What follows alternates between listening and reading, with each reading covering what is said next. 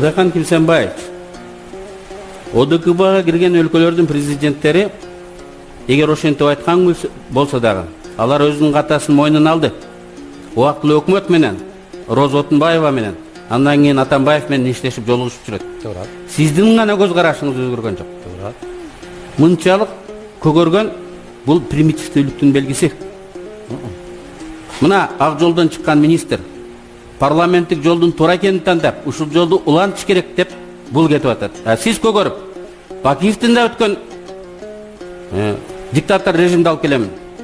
Жакшы президент келсе, кийиз казык жерге кирет деп атасыз. Туура. Бирок жакшы президент ким экен десе, жемени көргөзбөйсүз, же Ташиевти көргөзбөйсүз, өзүңүздү гана элестетип турасыз. Мен шайлоочуларга, телекөрүүчүлөргө айтам. Сиз келсеңиз, Бакиевден 100 эсе жаман болосуз. Мен келсем, балким 50 эсе жаман болом. Кыргызстан жок болот. Балким мен 50 эсе жаман болом.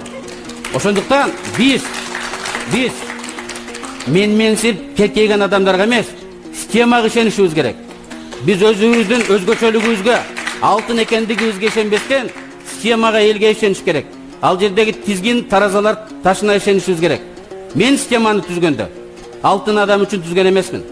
Мен системаны жаман адам келсе дагы иштеп кете ала тургандай система түзгөнмүн. Сиздин сапатыңыз бүгүнкү системада Кыргызстанды аркы дүйнөгө алып кете албайт. Эгерде сиз сунуш кылган система болсо, Бакиев менен Акаевдин артынан кетесиз. 5 жылда эмес, 2 жыл. Аркы дүйнөгө алып кеткенден туура алып кете албайт аркы дүйнөгө. Аркы дүйнөгө ошо сиздин конституцияңыз алып кетиши мүмкүн. Кудай ошону сактасын. Кудай ошону сактасын. Угуп туруңуз. Аркы дүйнө менен берки дүйнөнүн айырмасын билесизби? Мурун сиз Бакиев менен идеолог болуп Бакиев менен жүргөндө конституция ар 1,5 жылда алмашылган. Ал эми 20 жылда конституция 2 жыл 2 айда алмашылып турган. Мына азыр 5 жылда конституция былк этпей туруп Кыргыз тарыхында рекорд койду. Эгер дагы 5 жыл тура турган болсо, Кыргызстандын өнүгүүсүнө бул толук шарт түзөт.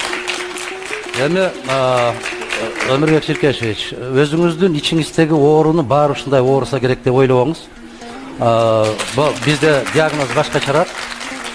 Эгерде ошол Бакиевден өткөн, Акаевден өткөн кызыл камчы деп атасыз, ошол социалисттик аталган сиздин партияңыз.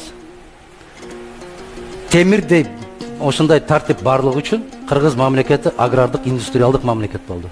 Сиз социалисттик деген чапанды жамынып алып, аклократиянын оюнун ойноп атасыз. Сиз айткансыз, эгерде өкмөттү бизге берсе, биз 3 айда көмтөрдү 67%га чыгарабыз дегенсиз. 3 ай эмес, 1 жыл өттү. Азыр айтып атасыз. Ал Оторбаевдин ою, ал менин оюм.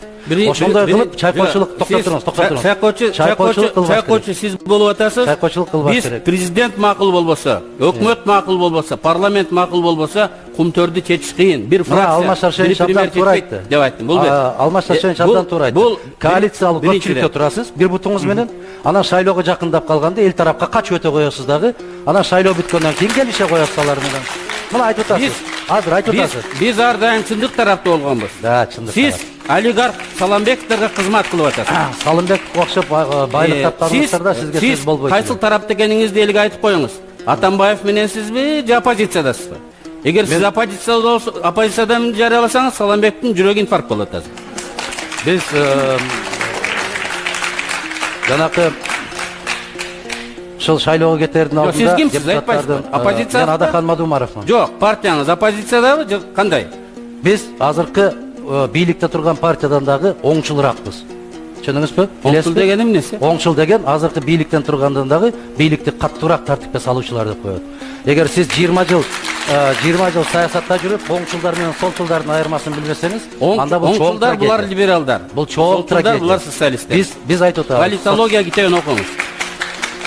Сиз Саламбекти ошоргандан кийин оң жакка жылып кеткениңизди баарыбыз көрүп турабыз. Бүтүндөй Кыргызстанды 25 жыл окутуп жүрүп бүттүңүз го. Мындай биз эпке келели. Ошол Акаевдин 7 жолку конституциясын өзгөртүүдө сиз мүчө болгонсуз. Мен ошол конституцияны өзгөртүү комиссиясында мүчө болуп, ар дайым ошол жерде отургансыз. Кийинки комиссияларда да отургансыз. 9 жолу конституцияны өзгөрткөндү, жигитти сиз өзүңүз оң колуңузга алып айткансыз. Мына ошол биздин жооптуу катчыбыз болот деп. Мына ошол эми Өмүрбек Ширкешевич мындай кылалы. Мындай деңгээлге түшпөйлү, бир аз жогорураак деңгээлде бололу. Бизди жаштар көрүп отурат, андай бир чоң маданиятсыздыкты көрсөтпөйлү. Мына ушул сиз сунуштаган жарым сааттан бери маданиятсыздыкты сиз көргөзүп атасыз. Жалган жала жапкандын үлгүсүн сиз көргөзүп атасыз. Эми сиз качан эле мойнуңузга алып жүрчү элеңиз. Мына ушул жалган жала дегенде карап туруңуз да, өзүңүз эмгек сиңирген юрист катары соттолгон киши тизмеге кирүүгө тыюу салынат. А сиз аны менен бакырайып сүрөткө түшүп алып отурасыз. Эмне үчүн? Сизге Мырзахматовдун тагдыры кызыктырбайт. Сизге Мырзахматовдун аркасындагы электорат кызыктырат. Сиз соодалашып, аны дагы таразага, аны да курмандыкка чалып жиберип атасыз. Ал байкуш шордогон бойдон калат. Кыргызстанга келбеши да мүмкүн, бирок ошонун аркасы менен сиз акырын жогорку кеңешке кирип келдиңиз. Кесенбаев, 6 ай мурун Ошко барганда айткансыз. Мен бай балдар менен ойнобойм. Мен Төрөбаев менен, мен Бабанов менен, мен Ташиев менен бирикпеймин дегенсиз. Бирок бай чал менен ойноп атасыз. Калп айтпаңыз андай деп. Олигархка сатылып, анын кызматын кылып атасыз. Бир фамилияны мен атабайм. Мен ар дайым рызкыны жараткан Алладан тилейм. Азыр чыксаңыз, мен видео документтерди сизге берем. Бериңиз. Сиз көптөгөн видеолорду жыйнап жүрөсүз, бирок өзүңүздөгү жөнүндөгү видеолорду эч ким билбейт. Ошондуктан биз мындай деп айтышыбыз керек. Кандай айтыш болбосун. Кыргызстанда көптөгөн жерлерде жолугушуп жүрөбүз. Бир партиянын жетекчиси биз сыяктуу ар бир айылдарга барып турган жок. Өзүңүз жөнүндөгү пикирди Өмүрбек Чиркешевич бираз угуп да жүрсөңүз болот. Эми тооба келтире турган мезгилге келдиңиз. Бирок мен өмүрүмдө эч качан картайсам да намаз окубайм деген киши ажы менен отуруп батасын алып атасыз. Мына аны да трибунадан жарыялагансыз. Мен карысам да намаз окубайм деп. Мен ошондо айткам, Өмүрбек Чиркешевич, намаз сизге муктаж эмес, сиз намазга муктаж болосуз. Азыр чыкканда мен ошол берүүнү да көргөзөм. Мен өмүр бою намаз окуйм деген эмесмин. Мен демонстрация кылып, саясий конъюнктура үчүн окуймун деп айткам. Ал берүү бүгүнкү күндө дагы ЛТРдин архивинде турат. Ошондуктан жалган айтканыңызды ошондо көргөндө уялып, менден кечирим сурап коюңуз. Баракелде. Эми Кыргызстандын баары эле сизден кечирим сурайт. Сиз дагы бир жолу кыргыз элинен кечирим сурап койсоңуз, кечирип койгула. Мен туңгуюк жолго алып бараткан экенмин. Ушуну сездим да бүгүндөн баштап бурулдум деп. Жана алып баруучу туура суроо берди. Эгерде эл талап кылган болсо карап көрөбүз дегенде.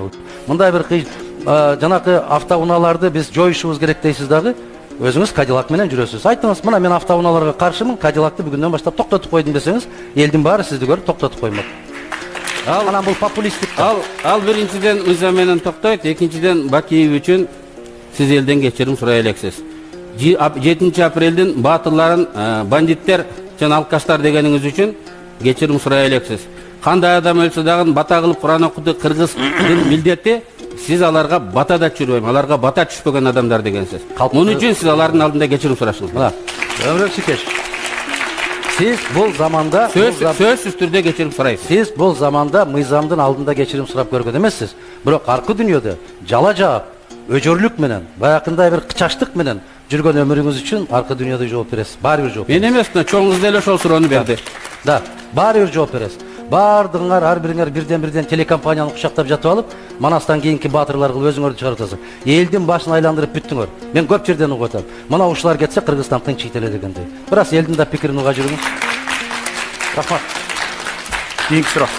Жазгуля, вопрос партии «Ноги прогресс». Следующий вопрос Өмүрбеку Текебаеву от жителя города Каракола Бектура. Өмүрбек Чиркешевич, почему нельзя исключить и не включать в свою партию людей, на которых возбуждено уголовное дело? Или это вопрос денег? Это вопрос принципа. Бардык партияларда тилекке каршы ар кандай убакта кылмыш иши козголгон адамдар бар экен. Мен азыр кимде канча бар экенин эсимде элем, бизде эң азы бар. Алар иш соттолгон эмес, ар кандай себептерден иш козголгон. Мен азыр эле айттым. Адахан экөөбүздүн генерал акабыз Исмаил Исак иш козголуп соттолгон. Алып чыгып министр кылдык. Феликс Асенбаевич иш козголуп түрмөдө отургузган, аны алып чыгып премьер-министр кылдык. Саясий куугунтуктоонун курмандыктары саясий ситуация өткөргөндө ал келет. Алем Мырзахматов бүгүн бизде кандидат эмес.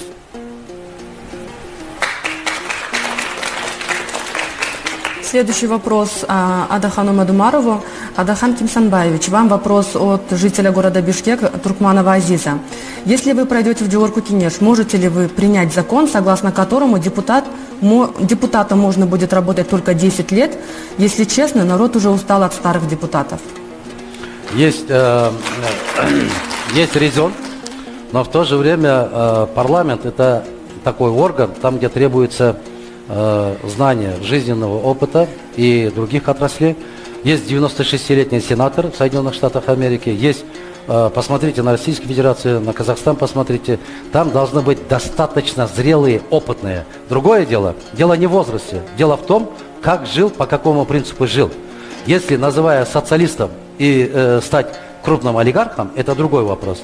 А если открыто заявляет, что он занимается бизнесом, и он является бизнесменом, это другой вопрос. Это просто дело чести.